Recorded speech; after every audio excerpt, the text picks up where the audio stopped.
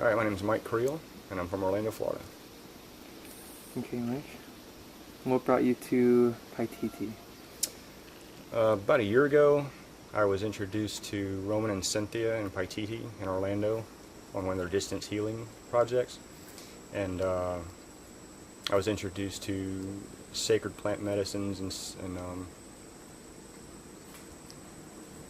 spiritual ceremony, if you will, I'd never been exposed to before, and it had me asking after the retreat a lot of questions of how the universe actually worked. And so things that I were shown during that 3 or 4 day process, I started doing reading on my own and some research and things, and the things that came to me through what I now know as universal wisdom was validated through the research I was doing, and it was mind-blowing. And I don't believe now that there are coincidences. I believe that there is an inherent wisdom in us all that we just have to unlock. So I kept in touch with Paititi through emails and followed their website information, and then I found they had a retreat coming. And I went back and forth if I was going to come here or not for 30 days in the Amazon jungle. I had to make a decision to take the time off of work, find the money, barriers. I had to consciously make a decision to overcome and say, you know what? Healing and knowledge and wisdom is worth whatever it is, the price I have to pay. And I went back and forth for months, and one day I just bit it and said, let's go, and came to the Amazon and started my journey. In being here, what do you feel the tools and processes you resonated with the most are, and why? Oh, man. To be honest, I don't know if I can articulate it at this point. I'll do my best, but, this is day 29 of a 30-day retreat, and I understand what they say about taking time to integrate the experience you've had and the lessons you've learned, because every day I'm looking back at my experiences here and seeing lessons that I learned, 3 weeks ago. And so I think that will continue for months and years.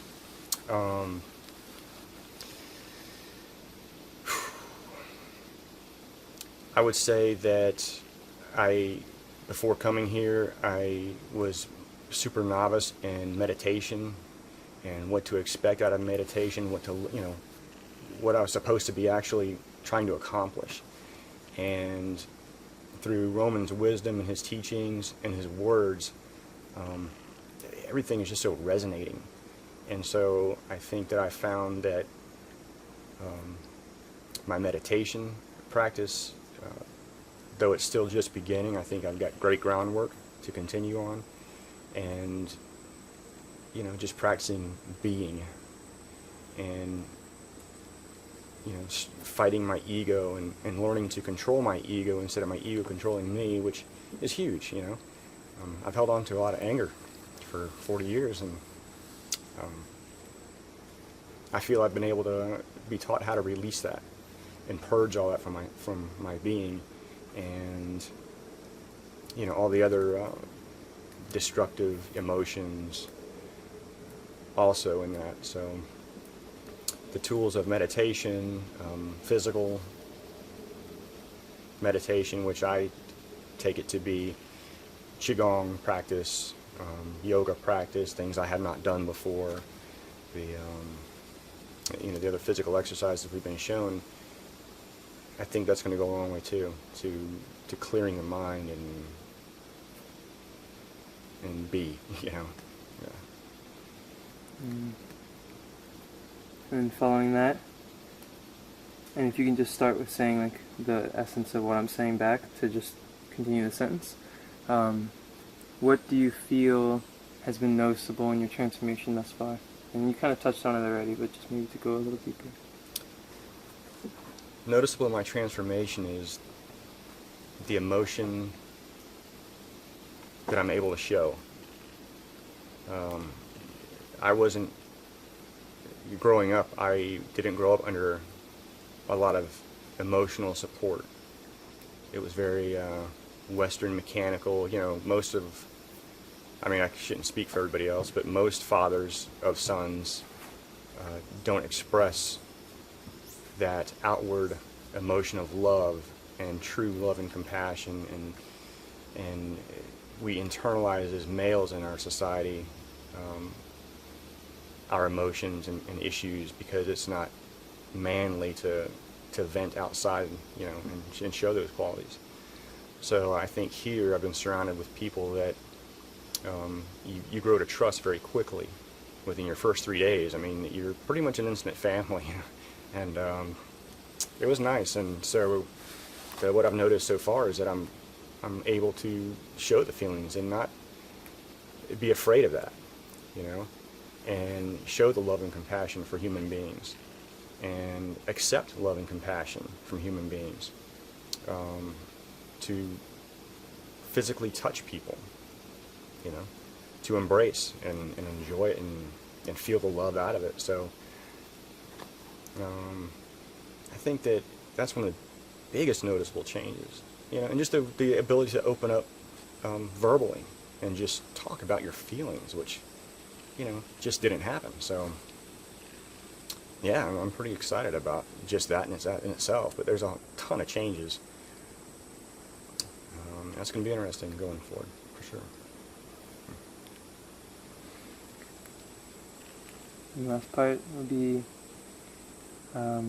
maybe if the forecast is possible to see ways how you can bring this retreat home with you and what that looks like.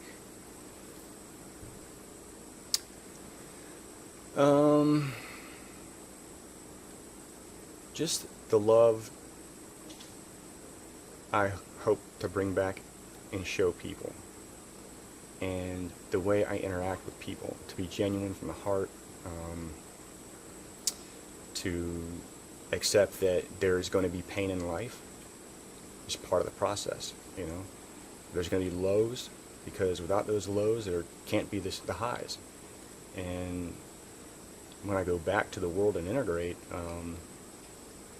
I really do think I'm going to act and just be a different person, And the trick is to bring back the practices that support that, the meditation, the physical exercise, the things like that. Not be afraid of pain, and not take the path of comfort, which strokes that ego. I have found, I'm in a pretty physically demanding job, and I found that you work to be comfortable, when your back hurts, you lay down, you sit down, you find a nice cushy seat, you relax a lot. And as you get older, or as I've gotten older, that time has increased. And so what it's taught me here is that you have to experience those pains. You have to go through the tough times for your vitality. And so going back, I expect that I will work through those pains, and it's just pain, it's your physical body, and we have our bodies, we're not our bodies. So that was another great lesson. So yeah, like I said, I'm excited. I really don't know at this point exactly how fully it'll integrate.